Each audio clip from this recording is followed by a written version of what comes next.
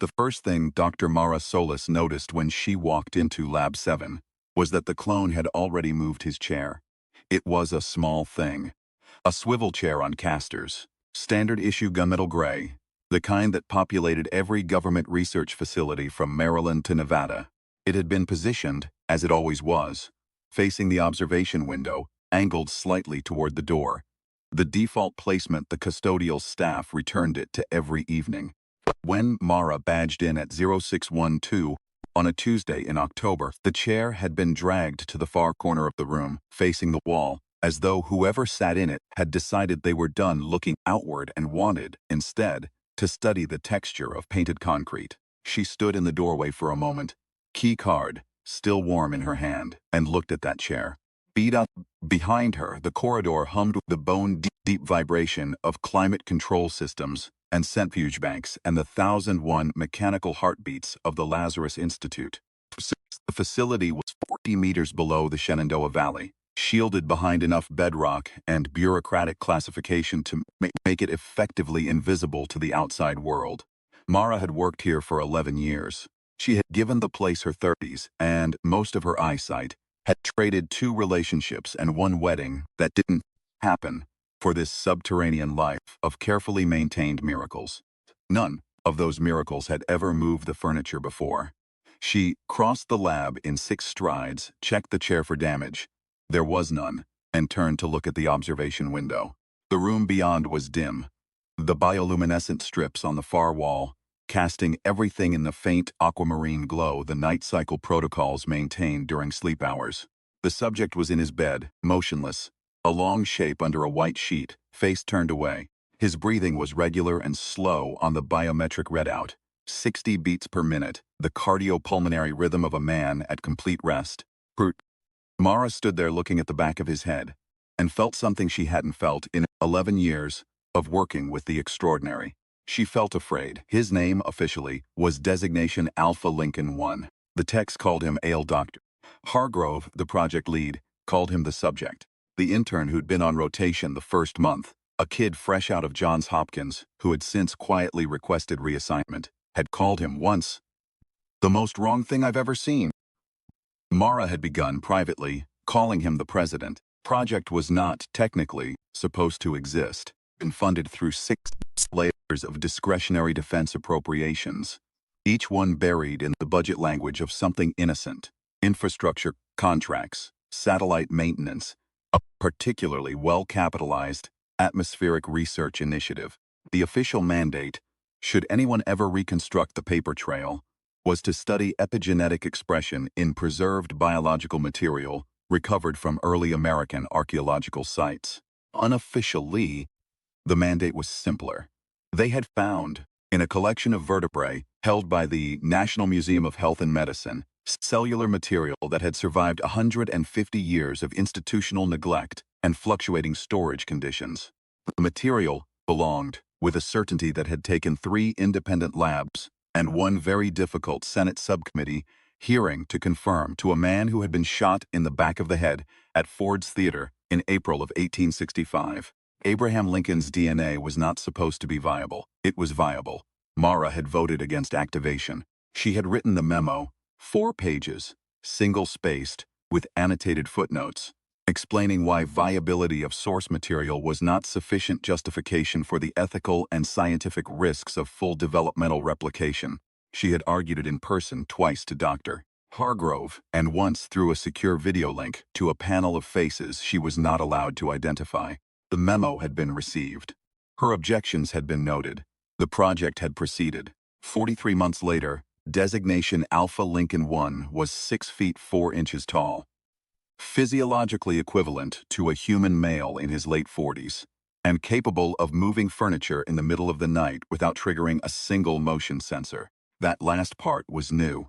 She pulled up the overnight surveillance logs on her terminal and spent 20 minutes going through them, frame by frame. The motion detection array was functional. It had logged 8 events during the night cycle. 4 were temperature fluctuations triggering the HVAC. 3 were the night cycle health scans she herself had scheduled, and 1 was a custodial robot completing its 300 maintenance sweep of the outer corridor. The chair had not been moved, according to every sensor in the room. And yet, the chair had been moved. Mara sat with that for a long time. She had been the one who named it the Lazarus Protocol. She'd meant it as a dry joke. The kind of dark, self-deprecating humor that sustained people through the kind of work that would otherwise require a therapist. Lazarus had come back from the dead. The joke was that they were doing the same thing, just with more centrifuges and less divine intervention. The name had stuck, had worked its way into the official documentation the way these things did. And now she couldn't hear it without feeling something coil in her chest. Lazarus came back, she thought. But the story never says he was the same. She was still looking at the logs when the intercom crackled. Dr. Solis. The voice was Dr. Hargrove's. When you have a moment. He used that phrase. When you have a moment, the way other people used immediately. She had learned to read it that way. She found him in the primary monitoring suite, on sub-level 3, standing in front of a display wall that showed AL's biometrics across the last 72 hours. Hargrove was a compact man in his late 60s, silver-haired, with the kind of relentless posture that hinted at a military background he'd never confirmed. He had a coffee mug in one hand and a tension in his jaw that she recognized as the precursor to something he didn't want to say. "Sit down, Mara." She sat. She noticed that his coffee mug was empty. He hadn't refilled it. He was holding it the way people hold things when they need something to hold. "The overnight cognition probes got back," he said. The Institute ran passive neural monitoring on the subject 24 hours a day. It was non-invasive, ambient electromagnetic resonance mapping, the kind of technology that had been theoretical when Mara started her career and was merely classified now. It gave them a rough topographic picture of neural activity. Not the thoughts, but the architecture of thought, the shape of what was happening inside a mind, without any of the content. A dreaming mind looked one way. A problem-solving mind looked another. A resting mind was its own signature. What was the baseline differential? Mara asked. 47% above predicted. She was quiet for a moment. Sleep cycle? Yes, that's not sleep. No, Hargrove said. It's not. She thought about the chair. He's been solving something, she said. Hargrove set his empty mug on the console. It was a deliberate gesture, the kind that precedes something you've been rehearsing. Probes also picked up something we haven't categorized before. A resonance pattern in the prefrontal and temporal lobes simultaneously. Our neural mapping team ran it through 3 different interpretation frameworks. The closest analog in the literature is what they call strategic simulation, the cognitive pattern associated with planning a complex sequence of actions across an extended time horizon. Mara felt the coil in her chest tighten another degree. How extended? Hargrove looked at her steadily. The models suggest months, possibly longer, she thought, involuntarily, about the photograph on her desk at home. Sister's wedding 3 years ago. She'd missed it because of a containment protocol review. She'd told herself she'd make it up to her sister. She'd been telling herself that for 3 years.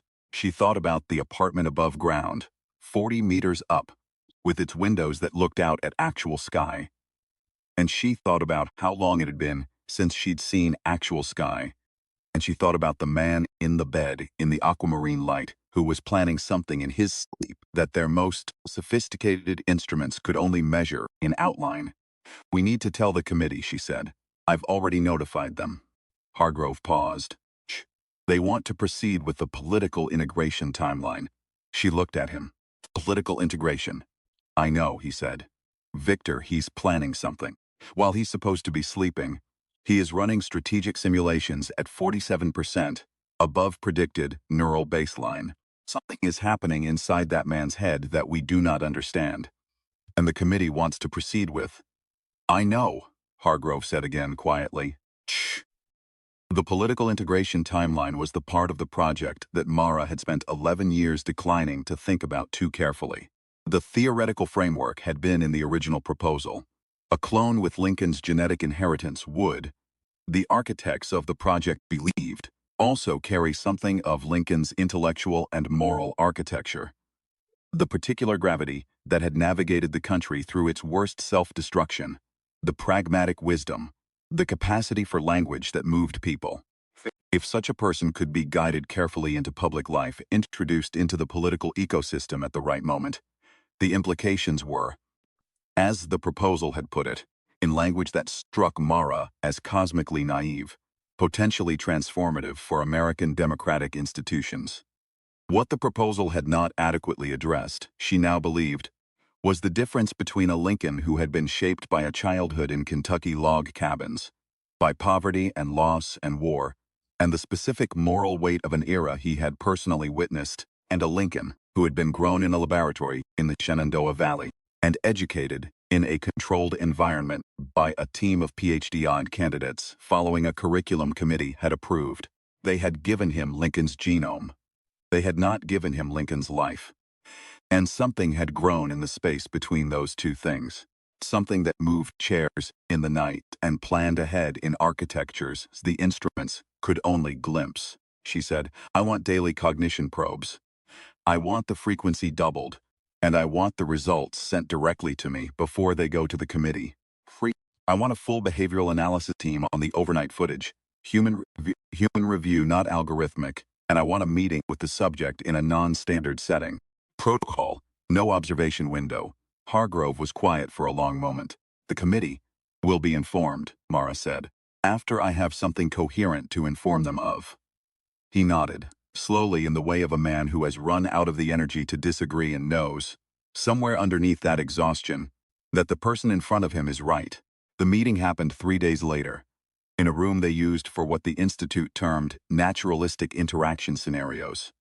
A space that had been designed to resemble a library, complete with actual bookshelves, actual books, a window that displayed a high-definition feed of a woodland scene in real time. The window was the room's one lie. Everything else was real enough. The chair was comfortable. The books had been curated by the education team over the course of 3 years. There was a small side table with a coffee service that Mara had arranged herself that morning, which was not standard protocol, and which she had done anyway. He was already in the room when she arrived. He was standing at the bookshelf, reading the spine of a volume. She saw, as she came closer, that it was a collection of Lincoln's speeches and letters, which had been placed there deliberately by the curriculum team as part of his ongoing historical education. He was tall in a way that filled a room differently than most tall people did, with a kind of structural weight, as though he occupied his height rather than simply having it. He turned when she entered. She had spent 3 years reading his biometric readouts and behavioral analyses, but there was always something the instruments missed. The eyes, for instance. They were gray-green, uncanny in the way of all things that were almost but not quite what you expected. Set under a brow that carried a habitual furrow, he looked, not like the photographs she had studied. The photographs of the man whose cells had provided the template. But like what might happen if you took the essential bone structure of that face and added 43 months of something entirely unprecedented. Dr. Solis, he said.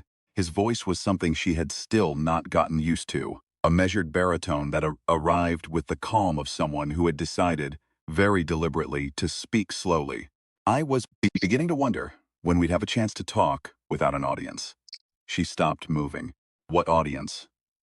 He looked at her with an expression that was patient the way a mountain is patient, not because it cannot move, but because it has decided there is no urgency. Solis. I have been in this facility for 3 years and 7 months. I have read approximately 40,000 pages of material, including the behavioral psychology literature your team appears to be working from. I found it in the education archive, which I believe was not intentional. I am aware that the observation window in my primary room has a 2mm gap in the polarization coating that allows me to see into the monitoring suite under specific lighting conditions. I have been aware of this for approximately 8 months. A brief pause. I moved the chair because it was comfortable. Didn't realize the sensors had a gap. That was useful information. Mara sat down. She sat down because her legs decided to and she let them. How much do you know? She asked. About the project. He tilted his head slightly. Most of it. Enough. He moved to the other chair and arranged himself with the ease of someone settling into a familiar space. I know who I am supposed to be. I know what I am biologically. I know the original plan. He paused, and for the first time something moved in his expression. Not warmth exactly, but its shadow. I know that the committee believes they can introduce me into political life, and that things will go the way they intend. And you disagree, Mara said. He looked at her for a long moment. Dr. Solis, I have his blood. I have his hands. These hands, look at them, the same proportions. I have whatever it is that lives in the cells and makes one human different from another human, at the most fundamental level. What I do not have is what made him who he was. I didn't lose my father when I was 9 years old. I didn't grow up cutting wood in the dark and reading borrowed books by firelight. Watch a country tear itself in half over whether some human beings counted. He set his hands on his knees. I have the instrument. I don't have the music. The silence in the room was the kind that precedes something significant. What do you want? She asked. He looked at the window, the fake window with the real woodland beyond it, for a long time before he answered. I want to tell you what I've been planning, he said, because I think you're the only person in this building who is going to find it useful rather than threatening. She waited. The committee is going to make a mistake, he said. Not because they are stupid. They aren't. Because they are operating from a model of what I am that is incomplete. They believe I am a solved equation, a recoverable resource. They are going to expose me to public life before they understand what they have, and when they do. He stopped. He looked at her directly. Whatever I am, Dr. Solis, it is not Lincoln, and it is not harmless. She thought of the neural scans, the strategic simulation patterns, the months of planning in the dark. You're warning me, she said. I'm asking for your help, he said. Face, which is different. The warning is free. What happened in the following 6 weeks did not appear in any official report produced by the Lazarus Institute or its parent agency. The events were reconstructed afterward from security footage, internal communications, and the accounts of the 8 people who were present at one or more stages of what the subsequent internal review termed, in a masterpiece of bureaucratic understatement, an operational irregularity with significant policy implications. What Mara did in the 36 hours following her conversation with AL was work. She had always worked the way other people breathe. Not because she was trying to prove something, but because the alternative, stopping, felt like a kind of suffocation. She worked the neural data. She worked the behavioral analysis. She worked the security footage of those 4.5 years of a life lived in a submarine laboratory, and what she assembled, piece by careful piece, was a portrait of a mind that had been growing in directions the project architects had not considered, and could not, she was now certain, control. She took it to Hargrove. He listened. He looked at the data. He was quiet for a long time, which was different from his usual quiet. This was the quiet of someone dismantling a belief they'd held for a decade. The committee, he said finally, will do what they've planned to do, Mara said, unless we give them a reason not to. And if we do, if we ground the integration timeline. She had been thinking about this since the conversation in the library. Then we figure out what he actually is, she said. We stop trying to make him into something the project template called for, and we find out what 43 months of unprecedented human development has actually produced. Hargrove looked at her for a long time. You know the committee will not see it that way. No, she said. They'll see it as a failed investment, which is exactly what they'll call it when they dismantle the project. Maybe, she said, or maybe we give them something else to call it. The idea that came to her was not, in retrospect, the kind of idea that arrives fully formed. It arrived the way most of her best work did, as a question she couldn't stop asking. Question was, what is he actually planning? Because whatever AL was doing in the dark of his neural architecture, whatever strategy he had been building across months of simulated sleep, it was not, she was increasingly certain, what the committee feared it was. Threat moves in one direction. She had seen, in the behavioral record, in the small human textures of a man spending 3 years learning everything he could about a world he'd never touched, was something more complex, and trying to understand what they were for. She went back to the library. He was at the bookshelf again, a different book this time. She saw with a jolt of something she couldn't name, that it was a history of the American Civil War, open to a chapter on the Emancipation Proclamation. He was reading the footnotes. She didn't bother with preamble. You said whatever you are is not harmless. What did you mean? He closed the book and turned. He looked at her with that patient expression, the one that made her feel like the conversation had been going on for longer than she could account for. I mean that if the committee deploys me as they intend, I will not behave as they expect. Not because I intend harm, because I am not a tool, and things that are not tools when treated as tools break the hand that holds them.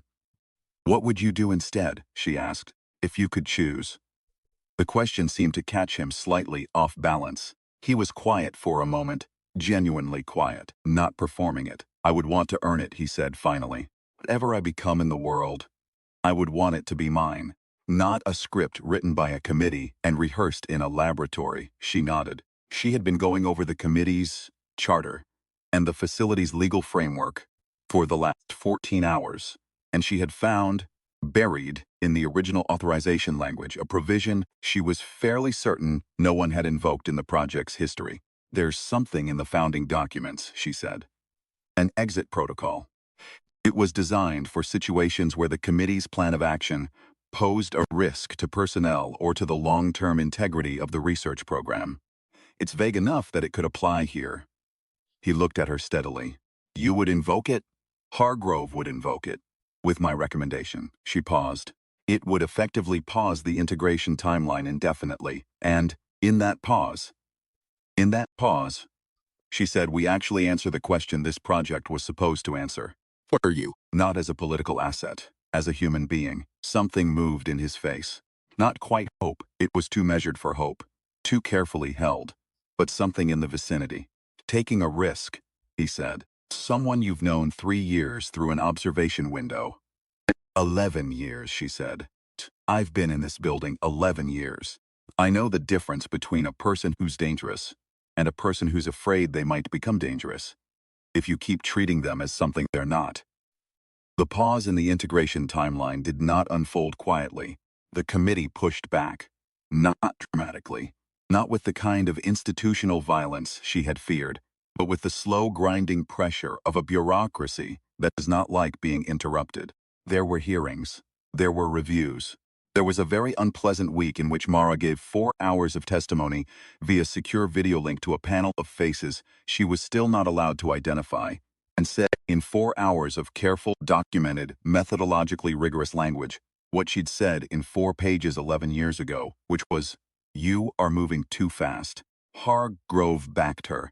He did it quietly and completely, in the way of someone who had been waiting for permission to do the thing they'd known was right. AL was not present for any of these proceedings. He was in the library, reading. Mara had arranged for the book selection to be expanded. He was working through the congressional record from the 1860s and the complete works of Frederick Douglass and a considerable portion of the American legal canon, and the overnight neural probes which Mara was still receiving first showed a pattern she hadn't seen before.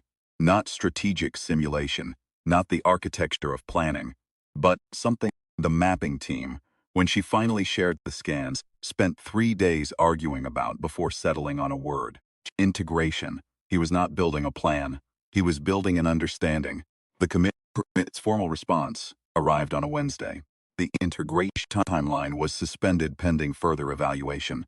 The project's mandate was formally amended to include, for the first time, the phrase, subject-centered developmental research. It was not everything. It was, Mara thought, enough. She told him in the library, as she had come to tell him most things. He was quiet for a long time after. He had, she noticed, developed the habit of going to the window. The fake one, with the real woodland. When he was processing something significant, he stood there now, looking at the trees on the field, their leaves going gold in the October light. And she wondered what it was like to see a world you'd never touched as a permanent feature of your peripheral vision. Happens now, he asked. Now, she said, we figure out what actually comes next. Together. Without a committee timeline. He turned from the window. The expression on his face was something she hadn't seen before. Something that sat between relief and the particular sadness of someone who has been preparing for a fight and found, at the last moment, that it might not be necessary. You know what he would have done, Ale said. The original. In this situation. She waited. He would have been patient, Ale said. He would have understood that the right moment requires the right preparation, and that preparation requires time, and that time, properly used, is not a delay. It's the work. He paused. I have been trying to learn that. I'm not sure I've learned it yet. That's the most honest thing I've heard in 11 years of subterranean government science, Mara said. Something that might, very carefully, have been a smile. The next 18 months were not simple. They were not, most days, dramatic. They were the particular texture of real work, long days and late logs and arguments about methodology, and the gradual, painstaking process of building a research framework that had never existed before, because nothing like the thing it was studying had existed before. Mara brought in 3 people she trusted. Not committee loyalists, not institutional careerists, but scientists who had come to their work the way she had. Because the questions were too interesting to leave alone. Earl was a participant, not a subject. Hey, that was the first and most important change, and it was harder to maintain than it sounded. The instinct of the institution, of any institution, was to observe and classify and manage. The instinct of the work they were trying to do was to encounter. Those were not the same thing, and navigating the gap between them required constant, careful, often frustrating renegotiation. He was not, it turned out, Lincoln. Mara had never believed he would be, not in any meaningful sense, not in the ways the committee had hoped. What he was stranger, and in some ways more interesting.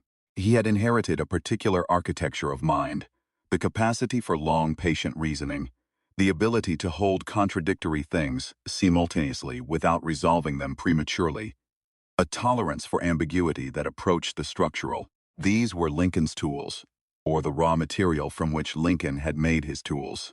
In AL, mediated by the specific pressures of a specific life, they had developed into something adjacent but distinct. He thought in long-time horizons. He was interested in systems.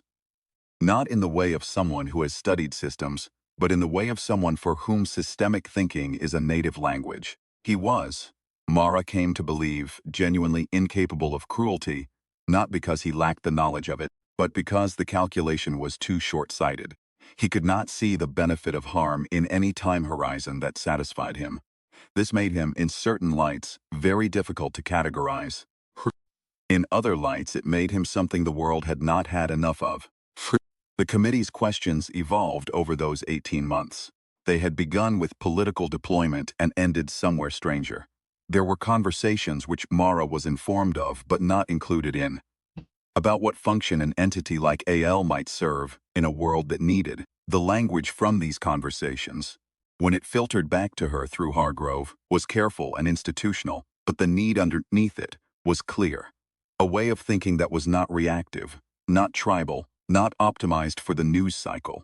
A way of thinking that operated in decades and considered costs that didn't appear on any current ledger.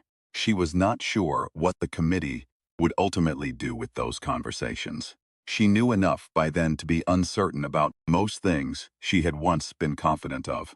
She was in the library on an afternoon in April, nearly 2 years after the conversation that had changed the project's direction, when AL closed the book he was reading and looked at her across the table with that patient gray-green gaze and said, "I want to go outside."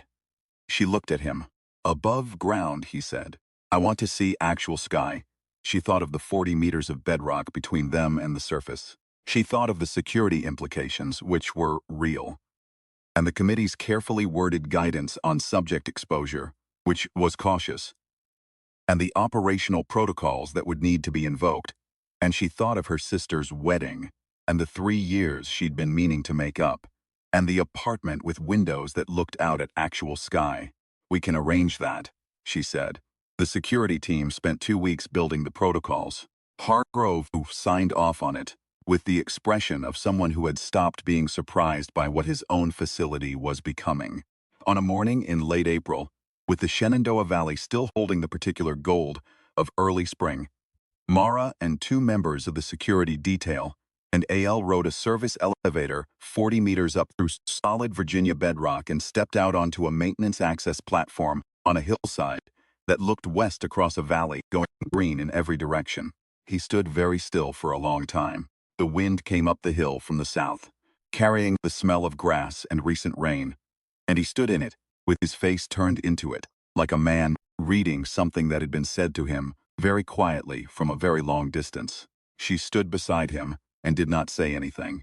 The valley spread below them, green and gold and brown, the colors of a world that had been doing this for millions of years, without any input from the 40 meters of classified laboratory underneath their feet. A hawk was making long, lazy circles over the ridge to the west. The sky was the blue of something deeply uncomplicated. After a while, Ale said, "I understand why he loved this country." Mara looked at him. The morning light was doing something to his face that the aquamarine bioluminescence of the lab had never managed, which was making him look like a person. She asked. "The light," he said, "the scale of it. You could spend 100 years in a place like this and not run out of questions." He paused. I think that's what he understood, that the country was the same. 100 years and not run out of questions. He turned to look at her. "Is that what you came to, working here?" She thought about it honestly, the way she had stopped doing for a long time and had recently started doing again. "I came for the science," she said. "I stayed because the questions got bigger." He nodded. A hawk drifted overhead. "Do you think I should do?" he asked. Not rhetorically. He was asking the way people ask when they are genuinely uncertain and have decided to trust someone with that uncertainty. "I think you should keep reading," she said. "I think you should ask questions. I think at some point you're going to find a place in the world that only something like you can occupy, and I think when you find it, you'll know." She paused. "I also think the committee is going to be an ongoing problem, but that's not new." Something moved in his face. That almost smile. "I've been developing a theory about committees." "Oh, that they are almost always wrong about the specific thing they're most confident about, and almost always right about the underlying anxiety." He watched the hawk. "They're right that something significant is happening. They're wrong about what to do with it." That's a very generous reading. "I've been thinking about it for 18 months, he said. "Had time." The operational irregularity, as the internal review had called it, was never fully resolved. The committee's integration timeline was never formally canceled. It was perpetually suspended, renewed in its suspension every 6 months, the way certain legal processes continue indefinitely without ever arriving at a verdict. Hal-El remained at the Institute. He had his library and his books, and his increasingly complicated conversations with Mara and the 3 scientists she had brought in, and he had his trips to the surface, which happened monthly now, under careful but no longer oppressive protocols. He had begun, at his own request, receiving visitors. Carefully selected, carefully briefed academics and policy analysts who came underground and spent a day in conversation with something unprecedented and left, uniformly, changed by it in ways they found difficult to articulate. He did not become president. He did not become anything the committee had planned. He became something else, something that didn't have a name in the vocabulary the project architects had built their proposal around. A source in the original sense of the word. Something you return to. A source. Mara was at her desk. The one with the photograph of her sister's wedding, which she had finally visited 2 months ago, and at which she had cried at the wrong moments, and her sister had held her hand and not asked why. When A.L.'s voice came through the intercom with the particular quality she had come to recognize as thoughtfulness in transit. "Dr. Solis?" "Yes." The Civil War session with Dr. Patel's team ran long. "There's something I want to show you when you have time. When you have a moment." She recognized the phrase. She used it differently now. "I'll be right there," she said. She gathered her notes. Not because she'd need them, but because it was her habit. And she walked the corridor she had walked for 12 years, past the centrifuge banks and the climate systems and all the 1,001 mechanical heartbeats of the place that had eaten her 30s. And she felt, for the first time in as long as she could remember, that she did not want to be anywhere else. Not because the work was easy, because the questions had gotten bigger. She badged into the library. He was at the table, a legal pad in front of him, covered in his handwriting. Careful, slightly angular, the result of 3 years of self-taught penmanship from exemplars the education team had provided.